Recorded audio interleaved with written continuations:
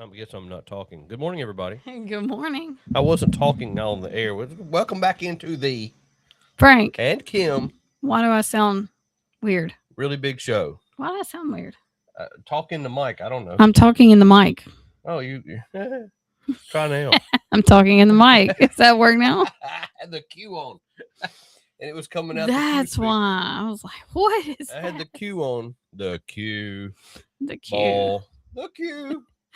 The Q. Some people CUE. won't understand what that The means. Q. I was talking in the Q.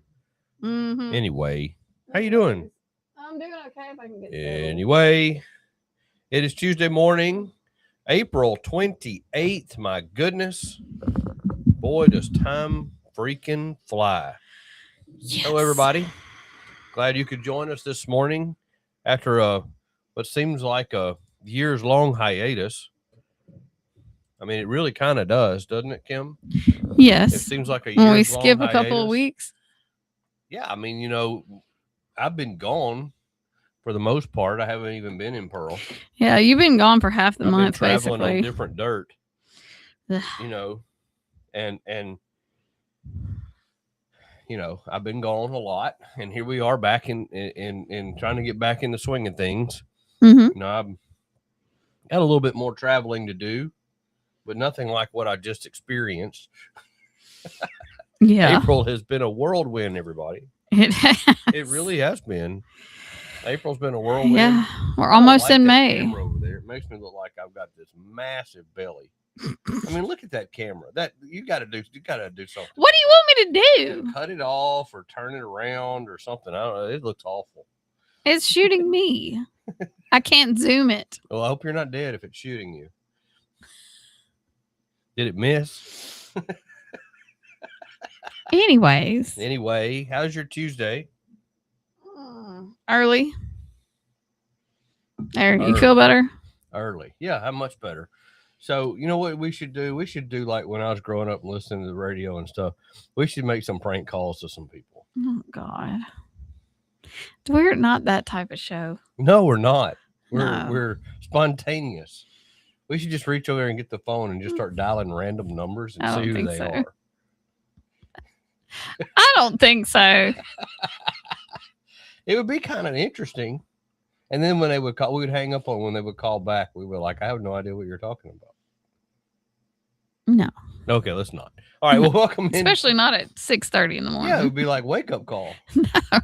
We could call I'd it be that. pissed. Wake up call on 104.3 FM. No. Where we prank call you for fun.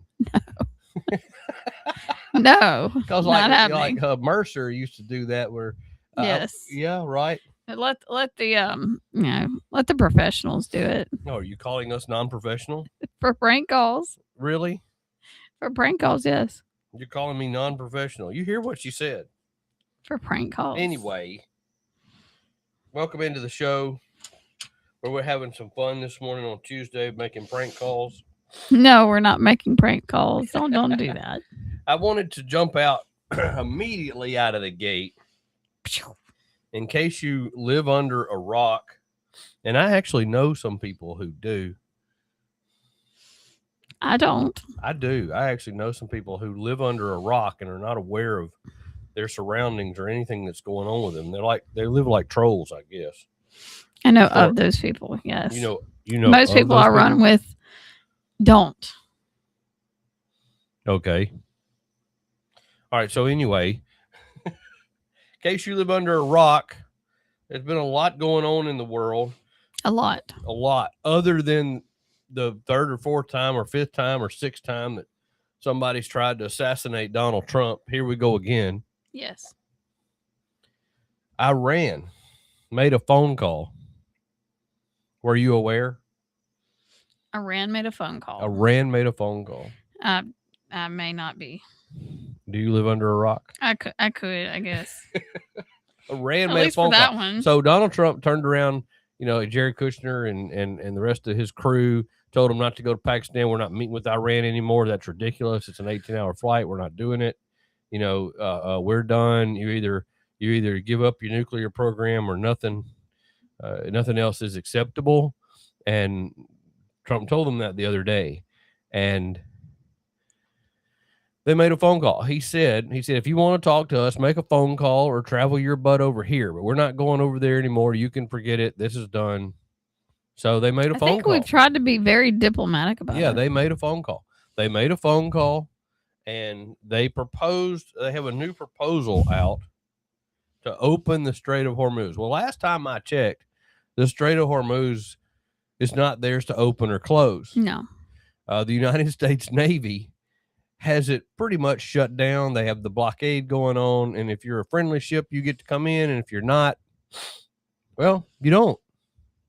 Right. But the Navy's controlling all that traffic, not Iran. So that was kind of stupid. But they make this phone call with this proposal that says, "Hey, if you'll lift the blockade, if you'll allow ships to come into our ports, we'll not mine the strait anymore, and we'll allow shipping to resume and all this stuff." I mean, it's basically nothing. I thought I heard that there was a total leadership change, like full. It doesn't seem that way. Well, no. But No. where I'm going with this is that that's a nothing burger and a non-starter. And Donald Trump even said so, that's a non-starter and a nothing burger, and that's just not going to happen. They're running out of time because at some point Trump is going to obliterate that country, and that's going to be no. Or this strategy that he has going on right now, where he's basically choking them out. I mean, the economy. I mean, it's going to get to where they don't even have any food to eat. I mean, this is going to get bad. Right, and we're basically offering protection for their citizens to stand up and fight and push back on them. So Gordon Chang, who I don't think Trump is a fan of, I don't think he really likes Gordon. He may not. I mean, he's come out and said Gordon doesn't really know what he's talking about. I don't know whether he does or not. But Gordon yesterday had posted that a friend of his who's close to the Gulf Arab states said that China is preventing Iran from making a deal with the U.S. That makes sense because a deal would expose Chinese involvement in Iranian terrorism and its nuclear weapons program. Now, of course, that does make sense because if China, let me put it this way, it does make sense. Now, I'm purely speculating here. We are pundits. We're talking about what's going on. I am doing some speculation here. But if China is definitely telling Iran not to make a deal, then because if they do, it would expose China's direct involvement. That would make some sense as to why they haven't. They're relying on China and Russia to keep them afloat and supplied. Now, of course, China and Russia are not going to get involved in a military conflict with the United States. It literally would kick off World War III. If China were to shoot the first bullet and Russia were as well at any American troop directly, then that would spark it right there. But Trump has been adamant that they are not going to get a nuclear weapon. China is apparently scientifically helping them as well as monetarily helping them. Yeah. And if Iran makes a deal, well, then all of that's exposed. More than likely, all those centrifuges and the things that they're using for their nuclear program are probably all made in China. Wouldn't surprise me. It wouldn't shock me They're at all. involved in pretty much every conflict in one way or another. Yes. It wouldn't surprise me at all. Right? Yeah. Right. So I'm just pointing that out, that I think a lot of these issues and problems, Iran being the number one state sponsor of terror, well, they have to have money and support from somewhere, to do that. Yeah. Maybe that's, sitting here thinking about it, China is logical. That makes a lot of sense. Mm-hmm. Does it to you? Yeah. I mean, they are. Granted, they're our enemy, but they're not dumb. And it's just kind of the whole point. Like, we have to be thinking the way they're thinking, which Trump is. So, I mean, it all makes sense as far as them being involved. I mean, I'm really just not surprised. Well, it does make sense to me Yeah. that Gordon is bringing this up. And if you think this through, if you think this down the road, if you think this out loud, it makes a lot of sense. It's hard for me to argue that Gordon is wrong. I think he's probably more right than he's wrong, and they're not going to make a deal. So what does that mean? Unless we invade the country, which is not something that I think anybody really wants to do, but unless we invade the country, you're going to have to starve them out. And the best way to do that is with what Trump is doing. With a naval blockade, nothing gets in, nothing gets out through, and very little is coming over land. That's the only other way. But they have to cross mountainous terrain from any direction. So if you're coming from Iraq or you're coming from Pakistan, you got to cross just mountainous terrain. So it's still doable. Don't get me wrong. It's doable. But you do it at your own peril. I mean, the United States military is poised to take you out at any given moment. Mm-hmm. So you do run the risk if you're trying to bring stuff in and out of the country over land. You run the risk of getting shot up by a bunch of A-10 warthogs who'd be happy to light up your world and explain to you what the 4th of July looks like in America. Yes. Yeah. America. But anyway, Gordon, I think, is spot on here, talking it out. I do think that Gordon's kind of got the right idea and that he's spot on. And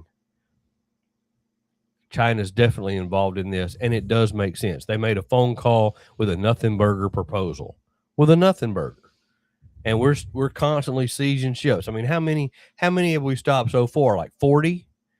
We seized 3, and then all of a sudden we haven't done any more because China and has been caught, trying to run the blockade, and then we've been taking their oil off the high seas. I mean, the last one we got was in the Indian Ocean. So I mean, that's as the military said, we're going to hunt you down, and we're going to take sanctioned vessels regardless where you are. Anywhere on the globe is fair game. Yes. So that's definitely I don't know how to say this correctly, but the Iran issue is not going away anytime soon. But I also agree with Donald Trump. What's the hurry? They can't get a nuclear weapon. He stopped that. Well, the only thing is it does affect prices over here in America, which it doesn't have to. And I agree with Donald Trump on that. We don't get oil from the Strait of Hormuz. Our oil comes from us.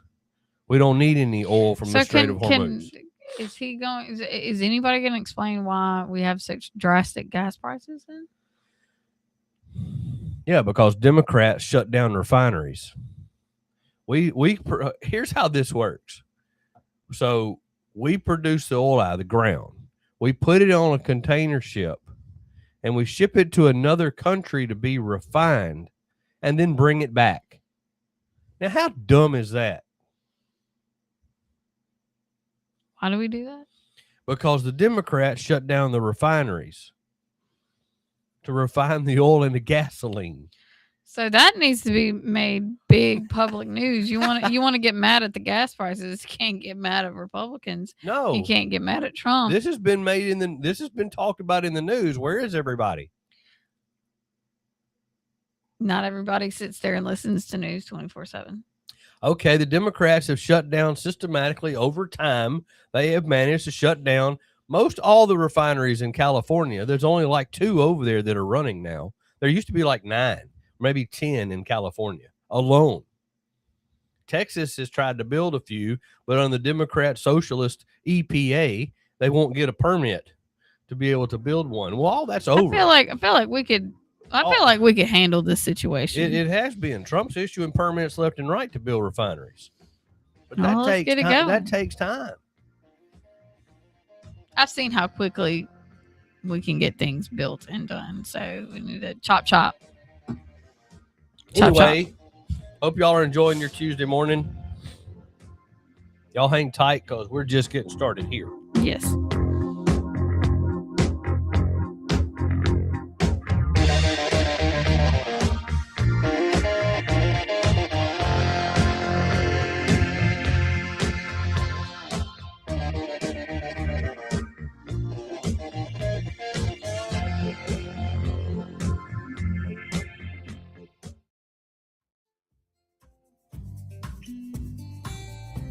Hello, I'm Mayor Wyndham, and I'm thrilled to show you the city creating its own future. Pearl is located in Rankin County, the fastest growing county in Mississippi, and there's no question why. Access to great schools, even better shopping, and unbridled beauty make Pearl a town that truly embodies its name. And with a truly exceptional team of first responders, public safety is another key component of our success. With fantastic housing opportunities from quaint suburban neighborhoods to gorgeous lakefront properties, there's a place for you here in Pearl. You can't beat the location. Right outside of Pearl is the crossroads of the South, where Interstate 20 meets Interstate 55. From here, you can travel anywhere within the state or the country. Or you can choose to stay right here in Pearl to enjoy a Mississippi Braves baseball game or experience the small town atmosphere, community pride, and heart of the local residents. I'm Larry Nix, host of Defining Moments, and I'm thrilled to announce the launch of Defining Moments with Larry Nix, the podcast, exclusively on IgniteMS.tv, Facebook, and YouTube. You can also listen to us on Spotify, iTunes, and Pandora with real stories, real people, and real purpose. So join us each week as we deep dive into the life-changing moments that shape who we are and where we're headed. From faith to family, challenges to triumph, every story has power. We're touching the lives of people with the spirit of hope for life. That's Defining Moments with Larry Nix, the podcast. You can continue to listen to us on 104.3. Also follow us for updates, previews, and more news on our Facebook page at IgniteMS.tv.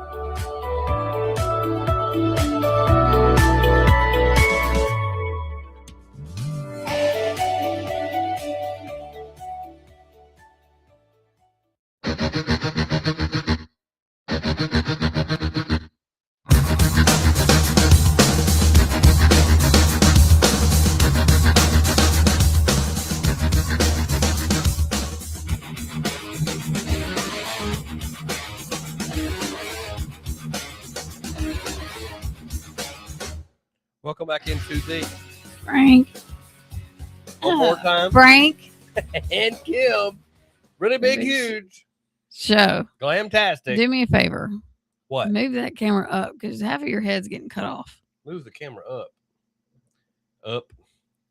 Up. Better? Yeah, a lot better. Hi, y'all.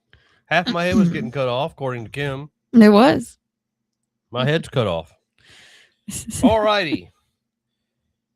I have some more late breaking news. Where's the paper? Yeah, we need the paper. There it is. Hot off the presses. Other stuff going on in the world. Mm-hmm. So there's a couple of things that I think we should discuss past the Iran stuff. Yes. You know, there's a couple of other things. One, there's a Supreme Court ruling going on right now in the country where yesterday they came out and approved the Texas map.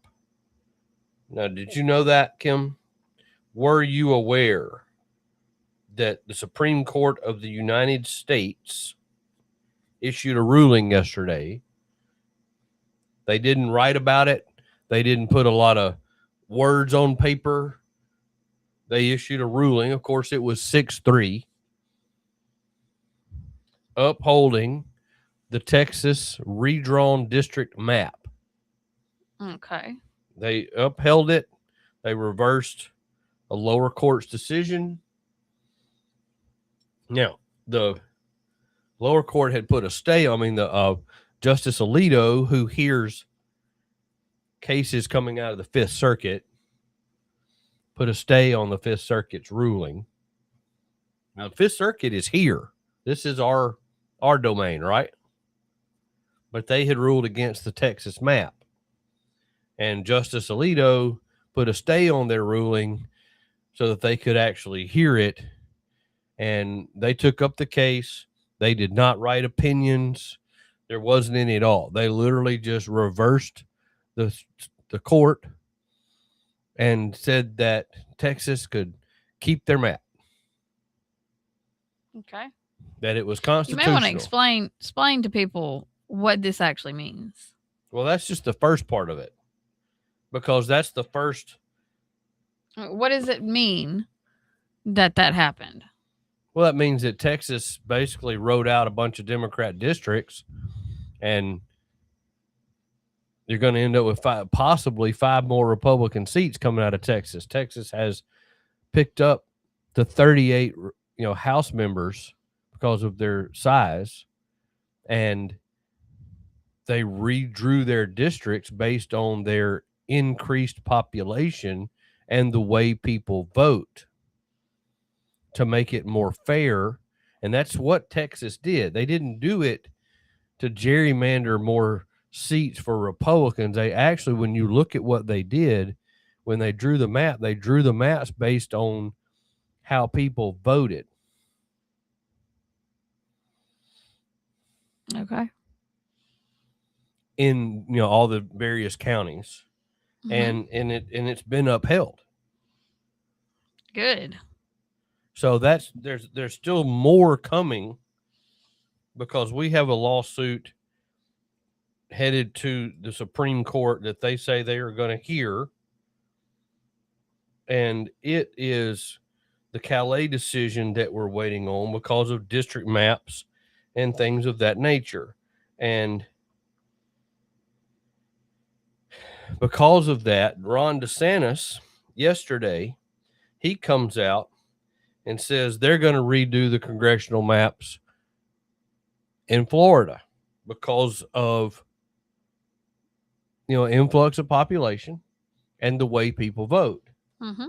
And so he yesterday Ron DeSantis announced they're going to redraw their maps in time for the midterms, and they could possibly pick up 4 more seats for the GOP. That's Florida. And then where I was finishing up was, it's about time, but our Governor Tate Reeves, he's come out and made news on Friday that he's going to call a special session right after the Calais decision. I'm going to read that, but I'm getting you over to the Supreme Court. So the Supreme Court, this was their ruling. It was an unsigned order issued today. The justices stated simply, "We reverse the district court's judgment." So that means Texas gained 2 new congressional seats following the 2026 census, bringing its total to 38. The state legislature drew new maps in 21 that held up under legal challenge. However, in the summer of 25, they had a special legislative session to redraw the congressional lines mid-decade and move aimed squarely at Republican advantage ahead of the 26 midterms. The new map was passed by the Republican-controlled legislature, and it was designed to flip several Democrat-held districts by strategically adjusting boundaries while preserving or enhancing Republican majorities. So supporters described it as a lawful exercise of partisan advantage that the Supreme Court has previously ruled is permissible under the Constitution in Ruco versus Common Cause. Of course, everybody sued, saying the map was unconstitutional, a racial gerrymander in violation of the Equal Protection Clause of the 14th Amendment. They claimed that race was the predominant factor in drawing certain district lines, violating precedent such as the Shaw versus Reno and the Voting Rights Act. Yada, yada, yada. I skipped down. Ken Paxton led the file for an emergency application with the Supreme Court. Alito gave a stay of the Fifth Circuit. And then in a brief unsigned opinion, the majority wrote that Texas was likely to succeed on the merits, citing at least 2 serious errors by the lower court, failing to apply the presumption of legislative good faith and improperly inserting itself into an active primary campaign, which disrupted the federal state balance in elections. So the court is saying the lower court did not take into account and did by failing to apply the presumption of legislative good faith. So legislative good faith right there, everybody, what the Supreme Court is saying is the state legislature is responsible for drawing the districts. Now, that is a constitutional, written in the Constitution. The state legislature draws their districts for their representation in Washington. Now, the state legislature, being controlled by majority Republicans, are going to be able to draw majority Republican districts. But it's because the state legislature, those people were voted in by the citizens of the state. Those districts are different than the federal district. So where they're going is the Supreme Court is saying, trust the citizens of the state to send their delegates to the state legislature, where in turn the state legislature will redraw the districts for their state based on their census and the amount of seats that they have. The Supreme Court upheld basically states' rights. Right. Okay? Now, if you do it illegally, if you gerrymander it illegally, or you make it where it is strictly race alone, then the Supreme Court's going to smack that down. Right. Because that would apply. The 14th Amendment would apply. And I know this is complicated, but where I'm going with this is our own governor, he comes out and says, in his belief, the federal law requires the Mississippi legislature to be given the first opportunity to draw maps. And the fact is they haven't had a fair opportunity to do that because of the pending Calais decision. For those reasons, I am using my constitutional authority to allow the Mississippi legislature to use their constitutional authority to draw these maps once the new rules of the game are known following the Calais decision. So the special session will take place on the calendar day that falls 21 days after the Supreme Court issues the Calais decision. So it has now been announced by our governor that he will call in a special session and we will redraw the maps. And you know what's going to happen? What? Benny Thompson will get retired. We will pick up one more red GOP seat, and we will not have to worry about that absolute leftist moron anymore. Hallelujah. Praise Jesus. Right. It's about time. Back in a minute.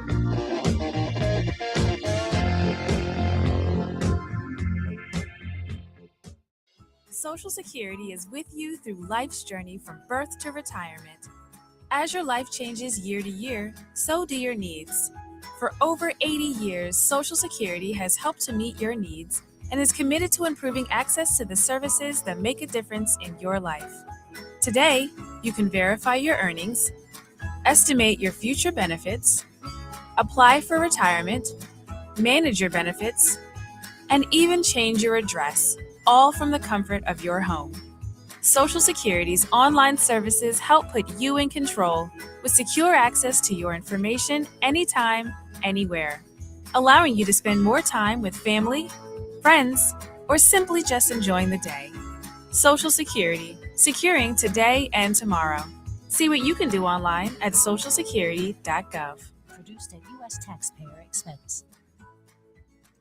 Listen, as a hiring manager, I've got to tell you, the best job candidate isn't always the typical candidate. Sometimes they're a grad of life. Meet the grads of life. Young adults of unique determination and experience. An ideal fit for your company in an entry-level position, internship, or mentorship. They might not have every qualification you typically look for, but they're exactly who your company needs. Sometimes the best candidates aren't the ones you're used to. Go to gradsoflife.org to learn how to find, cultivate, and train this great pool of untapped talent. Brought to you by the Ad Council and gradsoflife.org.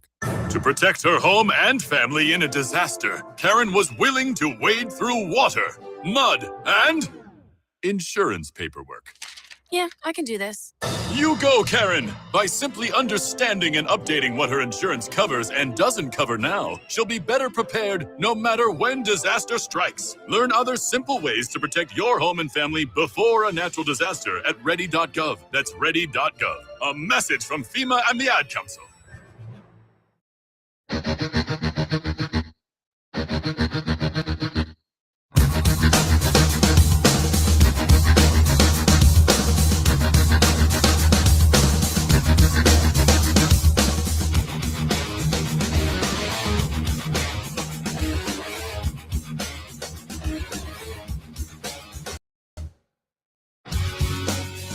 Come back into the Frank, and Kim. really big, huge, gigantic, glamtastic show. Yes. Welcome back in. It is Tuesday, April the 28th, and you are listening to us on 104.3 FM, The Pirate Power 104.3. And you can catch us live on the stream on Facebook, YouTube, and Twitter. So if you want to actually come see our gorgeous morning faces, especially mine. I don't think anybody cares. I don't think anybody You cares. never I know. don't know if anybody's even watching this. I have no idea. I mean, I don't have any idea. But if you got up and turned your radio dial to 104.3 this morning, we do appreciate it. I am a terrestrial radio guy because that's what I like talking on. And my co-host over here, well, she's a space cadet and she loves flying out on the World Wide Web and being, you know, she's Tell me you don't like it though. she's like, everything's glamtastic. We're going to be on Facebook. We're going to be on X. We're going to be on YouTube. We're going to be on Instagram. We're not on Instagram. And TikTok. We're not on TikTok. Don't go there, guys. We're not there. Why not? Because we're not. We need to be on like 5, 6, 7 dozen Facebook pages. That'd be the only way because I'm not loading Oh, my 7 different goodness. channels Anyway, at one I time. am glad you joined us this morning. It is 7:04:06 on a Tuesday, April the 28th. Today, supposedly we have bad weather coming in, but today is the Governor's Cup where my own Hotty Toddy Rebels will be taking on them Start Vegas Bulldogs over at Trustmark Park today. So if it doesn't rain it out, there are some tickets still available. Be sure to pop in over there and watch Ole Miss whip up on some Bulldogs today. I got to speak it into existence. So, Yeah. yeah, don't let them Rebels get hot. We might drop bombs on you and win the game because that's kind of how we do it. We either fly out or we hit home runs. That's pretty much how we win baseball games. I know, right? I mean, but that's how we do it. Anyway, all right. So Trump sitting at the Correspondents' Dinner. Now I'm going to set this up, right, Kim? I want to set this up. Let me set the stage. Donald Trump has not attended the White House Correspondents' Dinner ever. Attended it? Yeah, ever. He's never been to the Correspondents' Dinner, not in his first presidency, and now he's into his second. He never attended the White House Correspondents' Dinner because he calls them fake news. And he I calls was them fixing to fake say, news to their face. And so he's never attended. I do remember him being a guest. He was a guest the other day. No, I remember him being a guest during Obama's term. He was a guest during Obama's term. Yes. As president, he's never attended. as Obama was making fun of him and saying that he would That never was be president. that was the day that he decided he would run for president. yeah. By the way, Thank you. because The only thing I can say thank you to Obama for. yes, because you see Trump sitting there in the video. We all know the video. We all know the Mhm. one we're talking about, where he's sitting at the table and people sitting around him are laughing and joking and caring. Trump is smiling with a little smirk on his face, and he's not laughing at all. And Obama is talking about about how he'll never be president and all this stuff. And I believe wholeheartedly, looking at the room and studying Trump and seeing how he is, I believe wholeheartedly that was the day that he made up his mind that, okay, enough's enough. I'm going to run for president. Yeah, he did. He had talked about it forever. Yeah, I mean, on Oprah's show. But Yeah. the point being is he's never attended one. So this time he's going to attend one. He puts it out there. I'm going to be at the White House Correspondents' Dinner. Well, some nut job who Kim's fixing to tell you about decided that he couldn't live with that anymore, and he had to do something about Obama, about Trump. So tell us about the nut job, Kim. Oh gosh. For those people who live under a rock, tell us about the nut job. Yeah. So, and again, I'm only going to say his first name because I don't, even though he's out there, I don't personally want to promote this person. They did not kill him. He did not die that day. Which I think is even more hilarious. I'm gonna see if you can see the picture. Okay, this is him. This is him after they take him down and strip him naked. That's that crazy? foil around him. Isn't that Okay. crazy?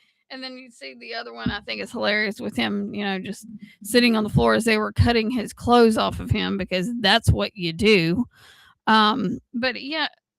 A teacher that had, even been a teacher of the month from whatever school I'm not mentioning, that he was the teacher of the month. And apparently, I just think it's weird that a lot of these attempted assassinations, the assassins, all were featured on news segments at some point in their life. He was featured on a news segment inventing with PVC pipe, by the way. Inventing this anti-tip wheelchair, which I was like, okay, that probably took you about 10 minutes to think about. But yeah, so he decided that he was just, going to take one for the team and take this person out because, we were just all suffering and dying and, he was a rapist and a, I don't know, child molester, which is what he claims. All these things that were written in his manifesto, they sound like regurgitated talking points that the left has been spewing for years. Haven't I been saying that the Democrats worship their religion is government? Yes. Is rules and process and government. And they feel being that intrusive in your life. If they are not the ones in power, then the ones that are in power are a danger to society. We're the devil. Yeah. And I mean, he claims to be a Christian in here, but I know for a fact that God did not and does not want anyone to do that. Because vengeance and justice are ultimately whose? God's.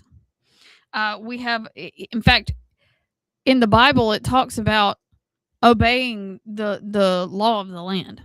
That rules are set in place for a reason. You may agree or disagree. We actually have a system set up here in this country that, it as much as we say, and I agree with it, that, the people that have taken over, our Congress, they don't really speak for us. They don't really speak for their constituents. They speak for themselves. But still, we do have a process and a way. And there are other ways besides going out and assassinating a leader or the president to be able to change policy. Because I can tell you one thing. even though you've got crazy leftist lunatics who were upset that he missed. You know, I mean, I think we heard this when Butler happened and all this stuff. You know, oh bummer they missed. Those are evil people. So believe me, I don't want their opinions on the way the policies are. So normal people are not going to look at what you did and think, yay, good job for you. Because, and I always think about this, you can tell people are deranged in their thinking. If you assassinate the president, Donald Trump, you know who becomes president? JD Vance. So what, are you going to just pick them all off? And I mean, Yeah, good that's luck what he with was that. trying to do. I mean, and when that happens, That's what he was trying to do. I don't know what That's these what he people wrote think, down in his manifesto. but I don't understand why these people think that this is going to make some kind of change towards them if they just take these people out. In fact, it's probably going to be the opposite. Most people are not going to agree with what you did. But the left does. So that's the where left that's does. where I'm going with this, and that's 'Cause the we talking can points in talk here. about Cole all we want to. He's a Caltech graduate. Caltech is the MIT of the West Coast.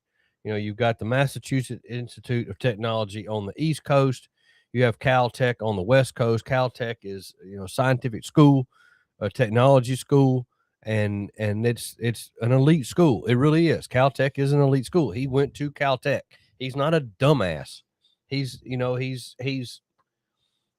got some sense. There is a difference between book smart. Here's different. And Mahek Cook on X, she posted. She's an attorney, and she posted this yesterday.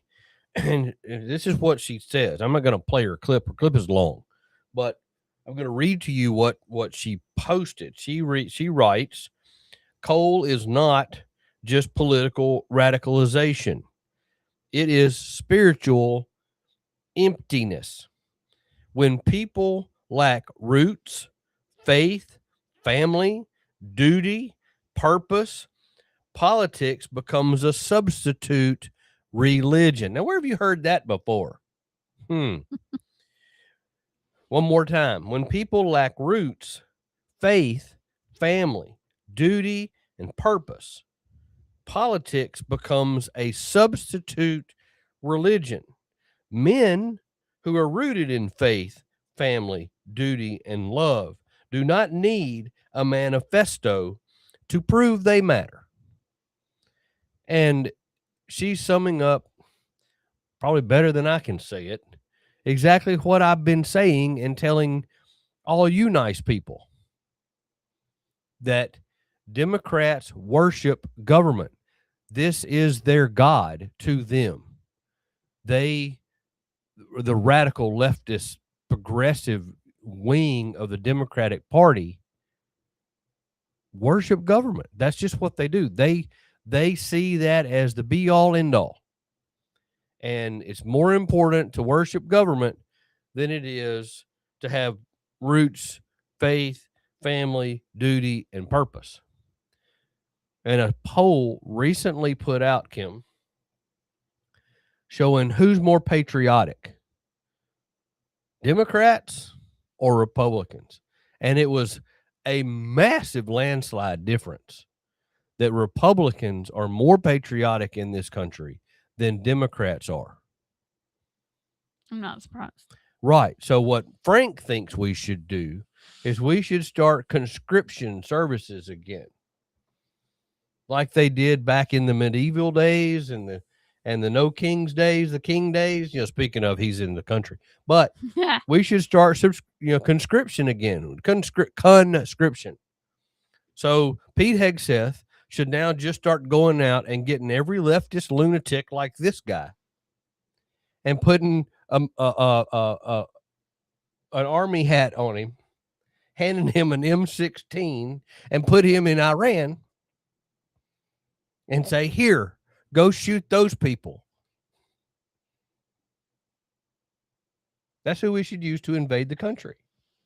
Bunch of leftists, progressives who don't follow orders. Here's what would happen.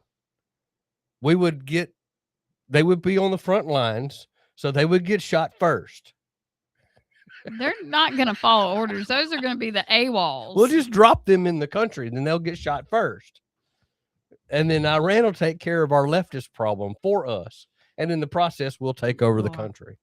Frank.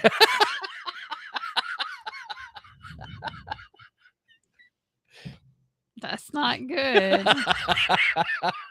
Okay, I'm being absurd. But the point I'm making, if you want to love government so much, well, here's you a hard hat and a helmet. Here's you some army fatigues and a gun, and you go over there to Iran and you shoot your way out, and then you can have all the government you want if you survive. I'm just kidding, but I'm really not. We need to teach these people some patriotism, and I know a good way of doing it. Cane pole in the military. Yeah, I don't see that working out well either. I don't want it to be lost to what she said. When people lack roots, faith, family, duty, and purpose, politics becomes a substitute religion. That is why you see these people like Cole Allen and the guy that tried to assassinate Trump, the guy that did assassinate Charlie Kirk. That is why you see them coming out with these manifestos and saying what they're saying, because they believe this dribble. And I think you've got a clip of all of this that you can play on the other side of the break. They believe all this dribble that's coming out, of the media. I mean, Scott Jennings even says, and the right does just as much online. You can understand why we're on edge as can't hear that. 3 times the president, Steve Scalise, Brett Kavanaugh, Charlie Kirk. Heck, there was even a plot against Russ Vought the other day, who's the head of the Office of Management and Budget. I mean, conservatives are, I think, rightfully on edge because this keeps happening over and over and over again. And people keep calling Donald Trump a Nazi, and they keep calling him a fascist, and they keep repeating lies about him that are not true, yet they keep getting repeated regarding Epstein and other things. I'm just telling you, as a conservative who lives in this every day, my friend was murdered last year. My president's had 3 assassination attempts. I have a knot in my stomach about it every day that I wake up. Yeah. Yeah. Yeah. I mean, it's understandable with the way that they do what they do, that the mentally ill and deranged are thinking, well, I've got to do something about it. This is where we can get into really horrible, evil times if this continues. And I think Hakeem Jeffries came back out yesterday and said, because his thing was, what is it, maximum warfare, never give up or something like that. Yeah. Yeah, talking about, coming down on Trump. And he was called out on his rhetoric, and he said, I don't care if it does that or not, and he's going to continue to blast that out. And who is he anyway? I mean, Hakeem Jeffries, what a joke. I thought it was a joke whenever he was supposedly the minority leader. I was like, who is he? I think I've seen him a few times. He's a joke. He's a joke. Hakeem Jeffries, you're a joke. Yeah. Joke. Anyway, we're going to step aside, regroup here. I'm going to go find some coffee, because I definitely need some more. Okay, better hurry. When we come back, I think Kim's got a montage of fun. Yeah. That she's going to play. So don't go anywhere. We'll be right back.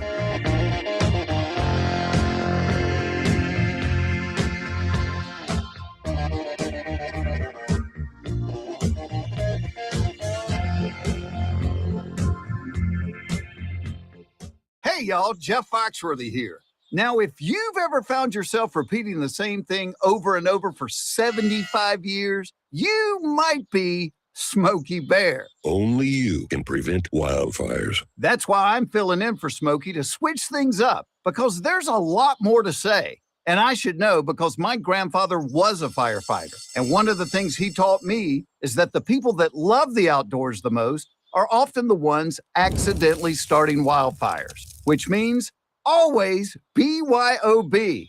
No, Bring your own bucket to the campfire.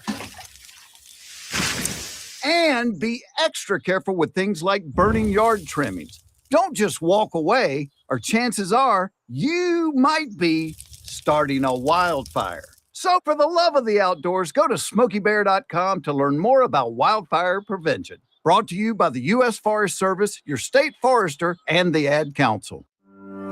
I'm Larry Nix, host of Defining Moments, and I'm thrilled to announce the launch of Defining Moments with Larry Nix, the podcast, exclusively on IgniteMS.tv, Facebook, and YouTube. You can also listen to us on Spotify, iTunes, and Pandora with real stories, real people, and real purpose. So join us each week as we deep dive into the life-changing moments that shape who we are and where we're headed. From faith to family, challenges to triumph, every story has power. We're touching the lives of people with the spirit of hope for life. That's Defining Moments with Larry Nix, the podcast. You can continue to listen to us on 104.3. Also follow us for updates, previews, and more news on our Facebook page at IgniteMS.tv.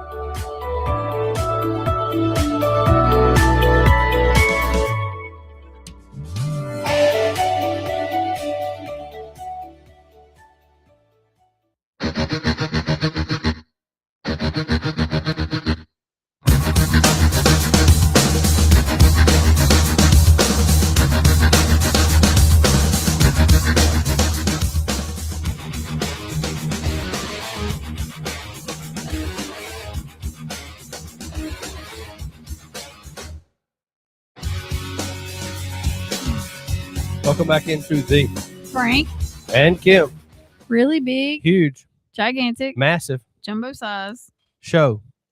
glamtastic. I wasn't going to use that word because I know how you like to say that one. You know, that it was glamtastic. Yes. So, getting back into what we were talking about, I put together a montage of the leftist rhetoric that we've seen and some current ones. Some of these you may have already heard. And the funny thing is, after I made this, I found more. And I was like, well, you know, we can't spend 20 minutes or so. You Why know, not? Why can't we spend 20 minutes? Anyways, so here is my, short version, and it is a longer clip, but it's a shorter version of the leftist rhetoric. It's not just the media, it is the entire Democrat Party has made their pitch to voters across the country that Donald Trump poses an existential threat to democracy, that he is a fascist, and that they compare him to Hitler. I mean, these are despicable statements that the American people have been consuming for years. And so many mentally perturbed individuals are led to believe these words are truth and then are inspired to act on it. I have a whole host of examples that we can share with you after. It is pages and pages of major Democrat Party elected officials saying, such as Rep. Hakeem Jeffries just this month said, "We are in an era of maximum warfare everywhere all the time." Governor Josh Shapiro said heads need to roll within the administration. Senator Alex Padilla said people are, quote, dying because of fear and terror caused by the Trump administration. Senator Elizabeth Warren, President Trump is making the country look like a, quote, fascist state. Senator Adam Schiff saying President Trump using a dictator playbook. Senator Ed Markey calling President Trump a dictator, saying that this administration's actions are authoritarianism on steroids. Governor J.B. Pritzker, never before in my life have I called for mass protest disruptions. These Republicans cannot know a moment of peace. You have Rep. Presley saying, "We'll see you in the streets." Rep. Monica McIver, a Democrat representative on Capitol Hill, "We will not take this shit from Donald Trump. He thinks he's a dictator. We are at war." These are Democrat elected officials calling for war against the president of the United States and his supporters. I could go on and on, but again, when you have people in positions of power that are saying things like this every single day for years, you are inspiring violence by people who are already mentally ill. And that's what we've seen against this president for far too long. I just don't even know why there aren't uprisings all over the country, and maybe there will be. People need to start taking to the streets. This is a dictator. You know, there needs to be unrest in the streets for as long as there's unrest in our lives. Enemies of the state. Show me where it says that protests are supposed to be polite and peaceful. Do something about your dad's immigration practices, you feckless. When they go low, we kick. How do you resist the temptation to run up and wring her neck? The biggest terror threat in this country is white men, most of them radicalized right up to the right. I thought you should punch him in the face. I said, even if you lost, he insulted your wife. Yes. He came down the escalator and called Mexicans rapists and murderers. He said, well, what do you think I should have done? I said, I think you should have punched him in the face and then gotten out of the race. You would have been a hero. I'd like to punch him in the face. I said, if we were in high school, I'd take him behind the gym and beat the hell out of him. Punch some people in the face. When was the last time an actor assassinated a president? They're still going to have to go out and put a bullet in Donald Trump, and that's a fact. Look, as his character is stabbed to death. Where is John Wilkes Booth when you need him? I have thought an awful lot about blowing up the White House. A Missouri state senator is under investigation by the Secret Service after saying she hopes President Trump is assassinated. I will go and take Trump out tonight. And if you see anybody from that cabinet in a restaurant, in a department store, at a gasoline station, you get out and you create a crowd. And you push back on them. And you tell them they're not welcome anymore, anywhere. And sadly, the domestic enemies to our voting system and our honoring our Constitution are right at 1600 Pennsylvania Avenue. They're not going to stop before Election Day in November, and they're not going to stop after Election Day. And that should be, everyone should take note of that on both levels, that this isn't, they're not going to let up, and they should not. If you think we're rallying now, you ain't seen nothing yet. Our First Lady Melania is here. Look at Melania, so beautiful. Mrs. Trump, you have a glow like an expectant widow. Yeah. All of that montage right there is exactly what we're talking about. Yeah. You know, when Barack Obama ran for president, you know, the community organizer, remember what he was talking about? Hope and change. Remember that? Yeah. That he wanted to fundamentally change America. Well, he's been working on it for 20 years. Yep.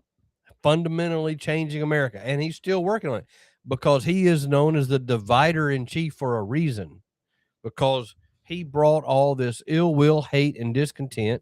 He stirred up all of this anger and aggression, and he's done nothing but throw gas on it. Yes. And he was the proponent to start Black Lives Matter, which, you know, amplified a lot. I mean, yeah, I mean, it's all the marching in the street, all the ban the police and strip the police and defund the police and all the, you know, pigs in the blanket, fry them like bacon, you know, all of that started under Barack Obama. And on top of that, Barack Obama is the very one that instituted the Russia Spygate crap that he took over from Hillary Clinton because she signed off on it. And then when she lost, Donald Trump picked it up. I mean, Barack Obama picked it up on Donald Trump in the White House with Clapper and everybody else sitting in there. And they devised this plan to make that stuff out as real. And so, I mean, it has been nothing but absolute political warfare. It all circles around him 150,000%. Because he created that nightmare by stirring up all this hate. I mean, my goodness, you've got what, 3% of the population, literally 3% of the population of these radicalized left-wing nut jobs that are running around, you know, torching stuff, blowing up Teslas, trying to kill the president. I mean, this is just ridiculous. I mean, and they know this is what it's inspiring. That's why they continue to do it. 3% is a big army. Yeah. Yeah, that's millions of people. Yeah. I mean, so, I mean, that's what I'm saying. It's, and I just didn't make that up. I read that somewhere. You know, they were talking about how they radicalize it. They can put a number on it. It's 3%. 3% of the country believes in what Barack Obama is saying. That, and then this fascism and pedophile and all that, as I just played earlier in the clip, all that's not true. No. Every bit of it's untrue. And Trump was on 60 Minutes. Do you have that clip? I do have that clip. Play that clip. He's on 60 Minutes, and he's talking about how, how vile CBS is for even bringing up the fact that in the manifesto, he writes about Trump being a pedophile and fascist and all this, and none of that's true. But yet CBS and their little parroting talking points, play that clip. So-called manifesto is a stunning thing to read, Mr. President. He appears to reference a motive in it. He writes this quote, administration officials, they are targets. And he also wrote this, I am no longer willing to permit a pedophile, rapist, and traitor to coat my hands with his crimes. What's your reaction to that? Well, I was waiting for you to read that because I knew you would, because you're horrible people, horrible people. Yeah, he did write that. I'm not a rapist. I didn't rape anybody. Do you think he was referring to you? Excuse me. I'm not a pedophile. You read that crap from some sick person. I got associated with all stuff that has nothing to do with me. I was totally exonerated. Your friends on the other side of the plate are the ones that were involved with, let's say, Epstein or other things. But I said to myself, I'll do this interview and I read the manifesto, he's a sick person, but you should be ashamed of yourself reading that because I'm not any of those things. Mr. President, and I these was are never, the gunman's words. Excuse me. You shouldn't be reading that on 60 Minutes. You're a disgrace, but go ahead. Let's finish the interview. The other thing that he wrote in the... I love that. Right? As one definite thing he's good at, for sure, is trolling them and telling them to their face how despicable they are. It's hilarious. But yes, I mean, by her saying that, it's trying to, like we say, speak it into existence. It's trying to fuel more of this fire and hatred. She's trying to condone it, acting like, this was an actual reason for him to do that. And any respectable journalist would have left that part out. That's what he was pointing out. Again, and this is, I said it last night. It's just funny. They sit there and they call him this and that and the other, and they never offer proof ever. You got proof? I mean, back up what you say. You got proof? Show it to me. Where's the proof? Because so far I have not seen any proof. In fact, I've seen proof to the contrary. And, that's the part that gets me the most. Mike Davis, and this just goes to what you're saying and what we're talking about this morning, about Obama and stirring up all this hate. And he's dividing the country. That's what he's trying to do, because he said he wanted to fundamentally change America. That's what he said. Those are his words. And he's about the business of trying to make that happen. But I want to point out here that here's just a recap a little bit, just to remind people, because most people have the attention span of a gnat and they forget things very easily. And I want to remind people about, first of all, from the left progressive nut jobs, we had the assassination of Charlie Kirk last year, right? Right. Then we've had 2 attempts on Donald Trump by known progressives. The third in Butler, PA, was a kid who was clearly mentally ill.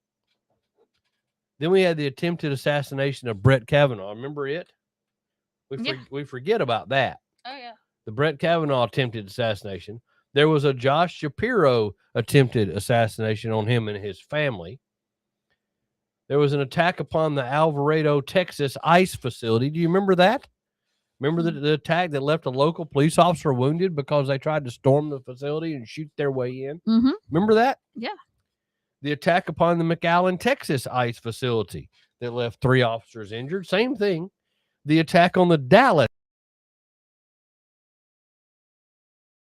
and others critically wounded. And what CNN calls Representative Steve Scalise shot was actually a mass assassination attempt of 24 Republican members of Congress.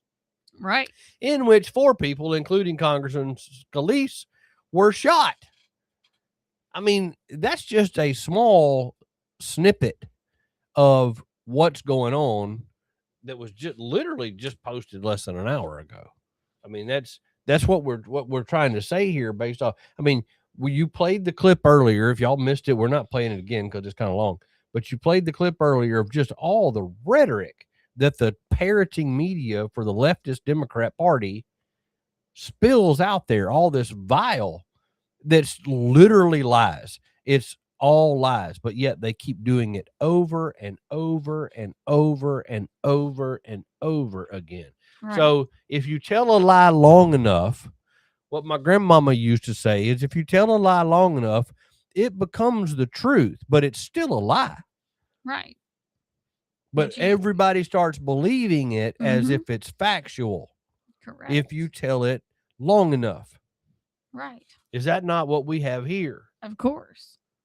I mean, you tell the lie long enough that, you know, Trump's a rapist and a, you know. Yep. So pedophile.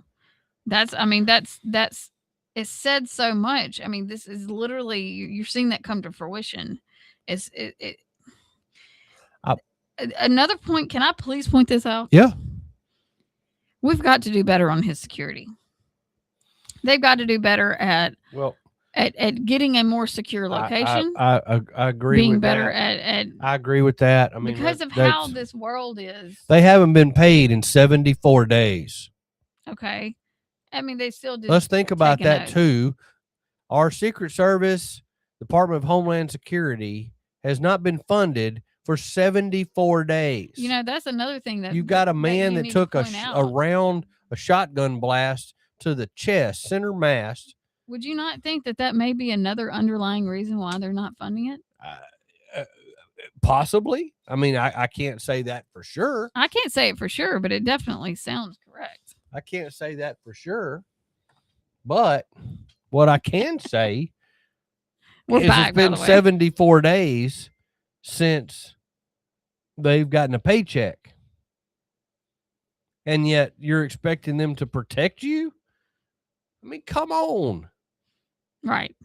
So I'm not arguing up or down about security because the Democrats refuse to fund the Department of Homeland Security because they want to abolish ICE.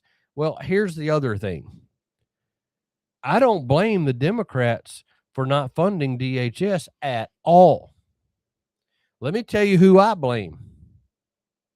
I blame Roger Wicker and Cindy Hyde-Smith.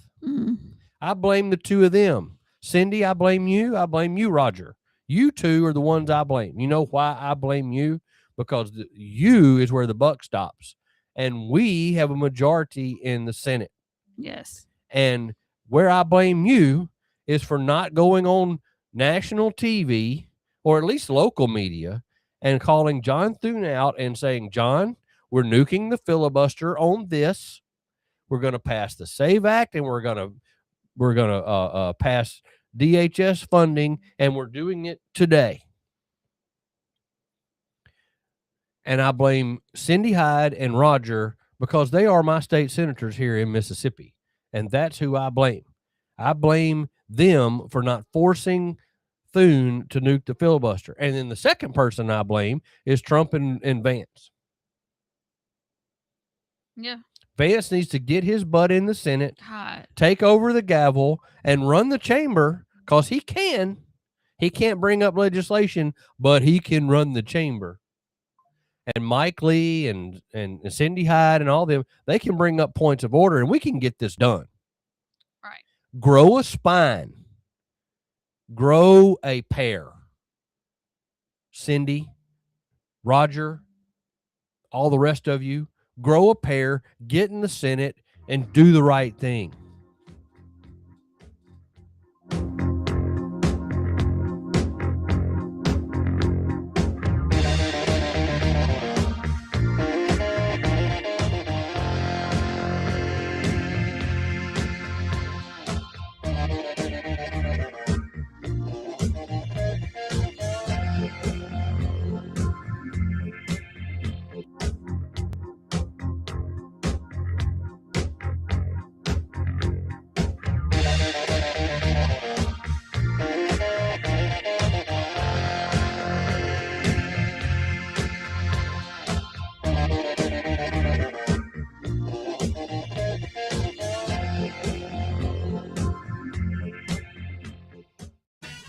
It's Olivia Munn with my shelter pets, Frankie and Chance. Say hi, guys.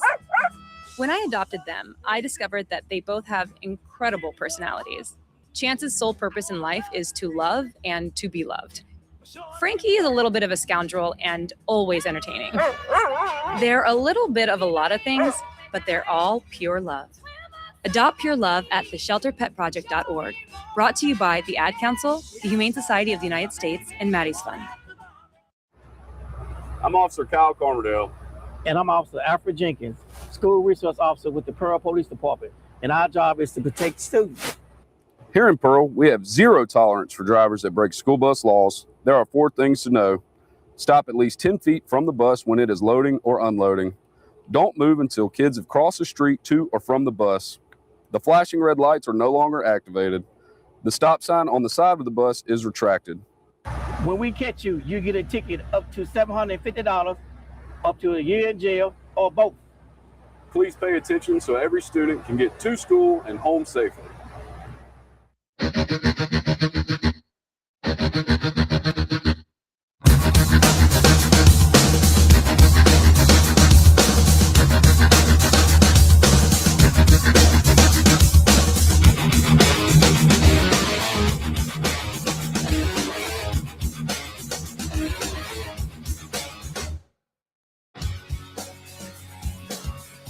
We're back. Welcome to the Frank. We're back. We're back. Well, last time I forgot to hit that. We started off with we're back. We're back from the commercial, right? Welcome back into the Frank and Kim. Really big, gigantic, huge, humongous, ginormous. I know, right? Glamtastic. I mean, I looked at you because I mean, we're back. We're back. Okay. All right. I don't want to get distracted with that, but that just struck me as, I guess, funny a little bit because I'm like, we're back.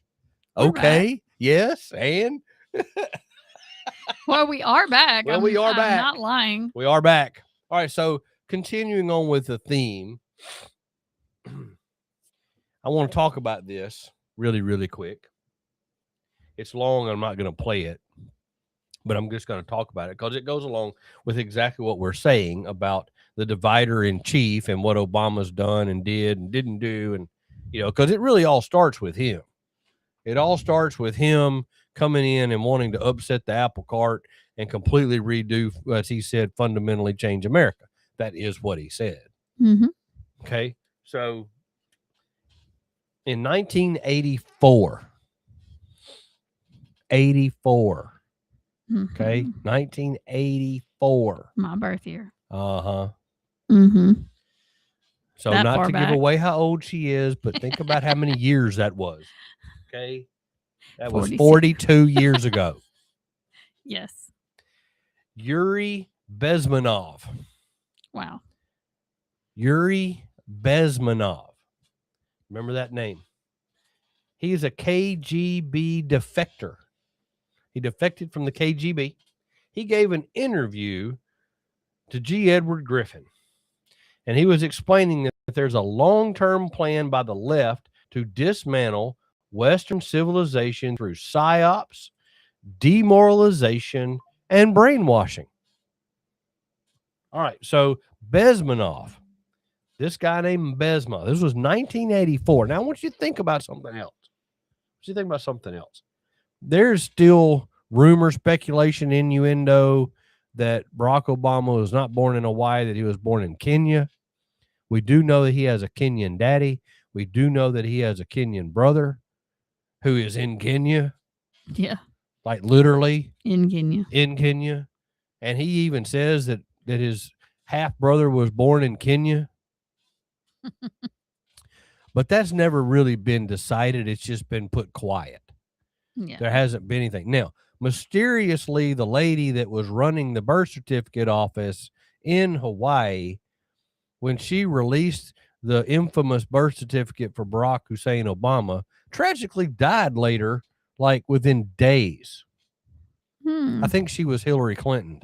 But yeah, I do too. But She definitely couldn't. that's a whole other rabbit hole. That what I'm saying is, though, if there was ever a Manchurian candidate, you could make a case for, it would be Barry Obeto or whatever he called himself, Barack Hussein Obama.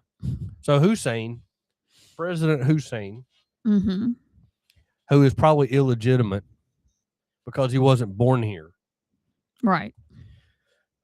I want you to think about this when I'm reading you about Bezmenov. He warned about Marxist, Leninist ideological subversion as a long-term psychological operation to undermine America and the West from within, destroying its system and way of life without conventional war.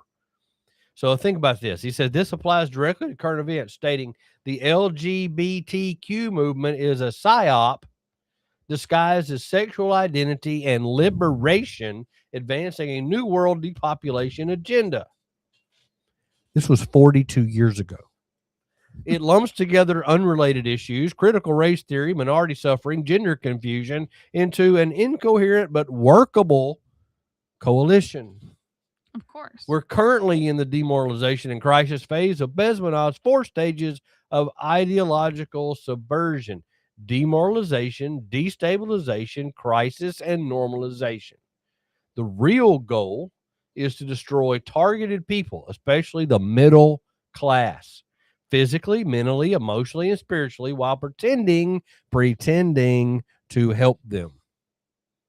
Saying the interview was worth watching would be a huge understatement. What I'm saying is there's a huge video of Yuri Bezmenov, a KGB defector. Now, who was Yuri Bezmenov?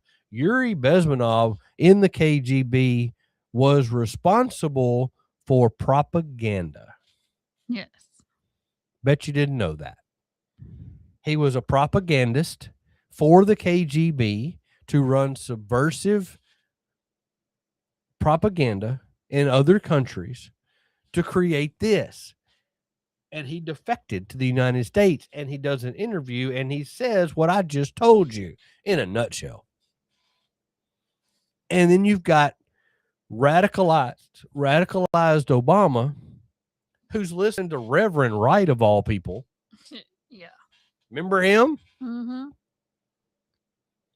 So it starts to make some sense. And I've been telling this, I've been preaching it, I've been saying it over and over and over and over and over until until I'm not sick of saying it. I just keep saying it so that maybe it'll resonate and drive the point home. These people don't care about you. All they care about is government and power. That's it. They want to dictate how you live. They want to dictate whether you have a firearm. They want to dictate what you eat. They want to dictate what kind of car you drive. They want to dictate everything about your life, yet they run and scream about democracy, which we are not. No. They want to restore democracy. Let me tell you what they're talking about. If you restore democracy, then that's exactly what you're going to get. You're going to get everything I just said, because mob rule is democracy. That's mob rule. Yeah. Because the mob rules, and if the mob votes their way and that's what they want, then that's what you're going to have to deal with, unless you want to pick up a gun and start shooting people, which I guess that's possible too. We did that in the 1860s. I guess we could do it again.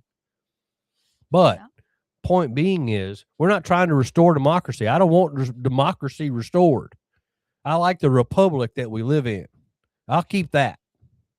I don't want the democracy, Kim. I gotta give props to a faithful listener of ours, David Hall, who actually brought this up during our 2 shows ago, actually, which has been a while. But he actually pointed out this same guy. We were just now figuring it out. Oh, really? Yes. What did he say? Yes. Well, let's see. We talked about it. Yeah, it says the postmodern neo-Marxists have infiltrated every institution, now even churches. And he gave this overview, basically saying, remembering what the KGB thinks of American leftists, you see the useful idiots, the leftists, who are idealistically believing in the beauty of Soviet socialist or communist or whatever system. When they get disillusioned, they become the worst enemies. That's why my KGB instructors specifically made a point: never bother with leftists. Forget about these political prostitutes. True. Your leftists in the United States are the professors and all the beautiful civil rights defenders. They are instrumental in the process of the subversion only to destabilize a nation.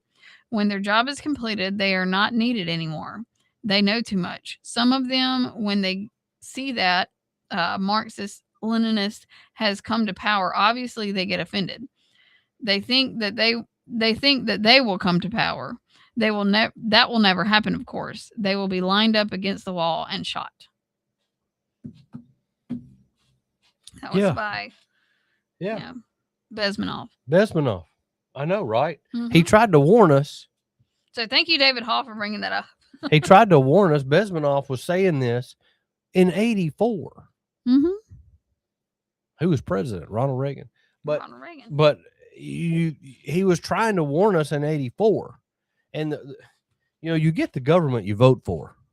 And if you don't get out there and vote, you don't get out there and exercise your right to vote, then you have no reason to say anything. You don't have a right to say anything. You can't come on any program and voice your opinion or be a keyboard warrior on social media if you did not go exercise your right to vote. Because quite frankly, if you didn't do it, I don't want to hear it. I don't want to hear anything you have to say. Right. Period. Right. Because you didn't exercise your right to vote. You get the government you vote for. These left-wing nut job lunatics, the only way they can win elections is to steal it. Right. Exactly. If we come out and vote in overwhelming majorities, it's too big to rig. Can I make another Absolutely. comment that he made actually today? And I think it fits. It says, all things been considered equal, I believe that we owe Joseph McCarthy an apology of biblical proportions. He was right. They're communists everywhere and they're multiplying. Very true. Very true.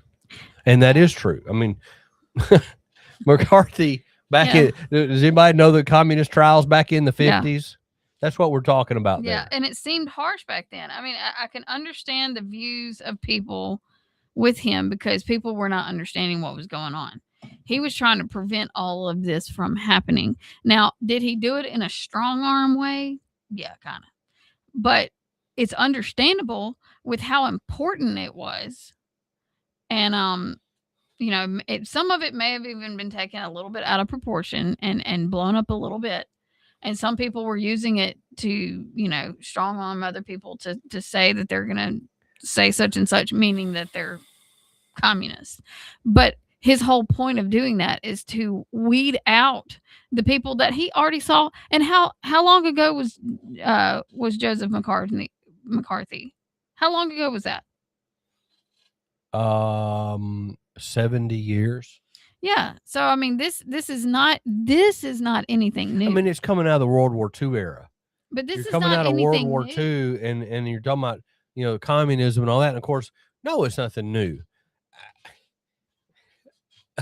Let me remind you, on this very program years ago, when I stood in this very spot, was not on this microphone, but yeah, not that one. That was new.